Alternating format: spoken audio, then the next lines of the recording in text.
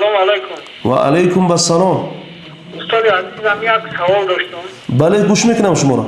همه طرز درست خواندن نماز تراویح برای زنها مثلا چه باید بخونن طرز درستش؟ زنها ها؟ زن با پیش که در اومد دیگه زنها مقصد مقتدی ها در برابر یعنی پیش در اومدگی نیستن یا زن سلامت باشید. سلامت باشید.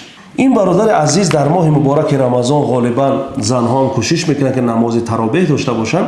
میگوید که وقتی نماز تراویح زنها میخونن اونها چگونه نمازشون را ادا کنن. البته از دیدگاه فقه مذهب امام اعظم رحمت الله علیه تمام جماعتی نماز زنها مکروه است، کراهیت دارد.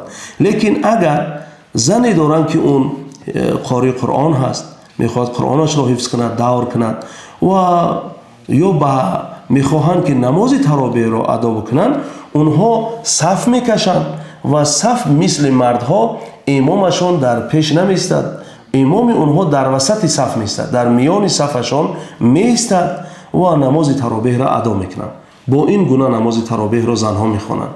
یعنی امام وقتی که اونها صف میکشند علاهیده نمیستد، در میان صف زنها میستد و اون میخواند و نماز تراویحشان را ادا میکنند.